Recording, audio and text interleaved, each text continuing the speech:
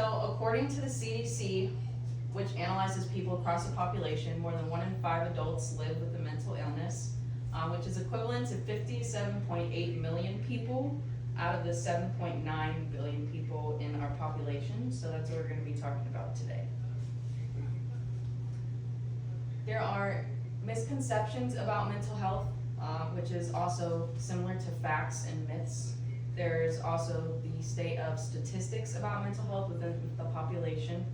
So those numbers help us determine the effects of them. And also each person is unique among different factors. So they have different factors in their life that can impact their mental health all in different ways. One of the first misconceptions is that mental health treatments aren't effective, but it's been proven that treatments including therapies, medications, or both can have a profound impact on people's quality of life or their development, depending on their age. Another one is that individuals can snap out of it, or if they change their mindset, that they will be able to cure themselves from said mental illness. But unfortunately, mental illness is not a choice. It can stem from biological factors, DNA, any life experiences, traumatic life experiences, as well as family history. Lastly is children don't experience mental health issues. So children fall under the category of anybody from infant to 18 years old legally. But half of all mental health disorders show signs before a child turns 14 years old.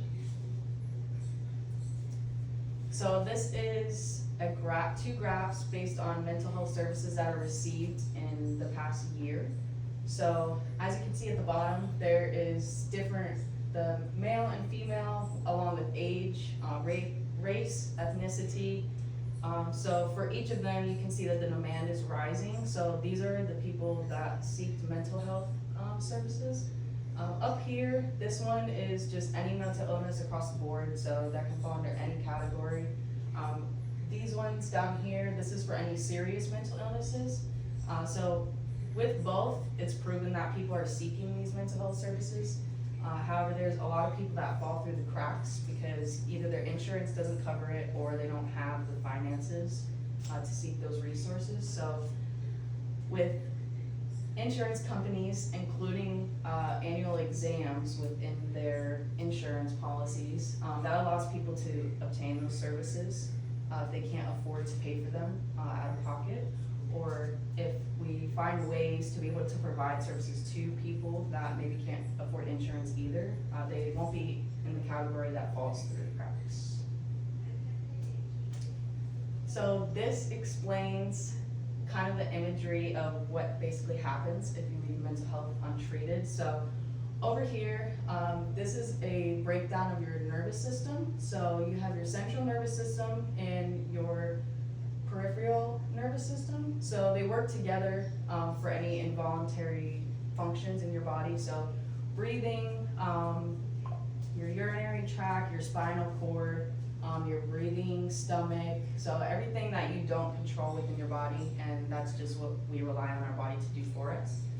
So with any mental health treatments that are like left untreated, it causes an effect on this. So it actually, this is your nervous system right here, this is where they come together. So it actually breaks down your nervous system, so those nerves will actually be damaged, and that then causes both sides of these nervous systems to not function correctly. So that can lead to many diseases within your body. It can lead to different organ failures, things like that. So this kind of proves the misconception that it doesn't have an effect on people's mental health or their health in general. This is a normal brain scan. So this is what a healthy brain looks like that doesn't experience mental illness or anything like that, compared to the other 4 scans, which shows 4 different mental illnesses, which is not limited to them. So you can clearly see the difference because they all of the colors, which are basically the elements that make up your brain, they're chemically in balance.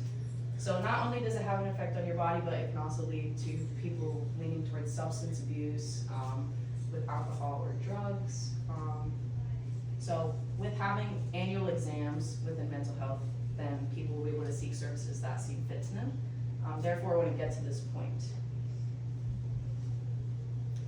So by a raise of hands, how how many people would be willing to write to different insurance companies demanding that annual exams be included in physical exams yearly?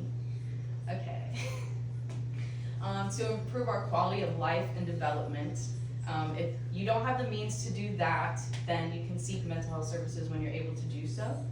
So putting aside those finances every year to obtain those services can improve your quality of life, or for your children, if they're underage and you need to pay for those for them. Kind of sets the track for them as they get older as well, so leads them down the right path without leaving things untouched.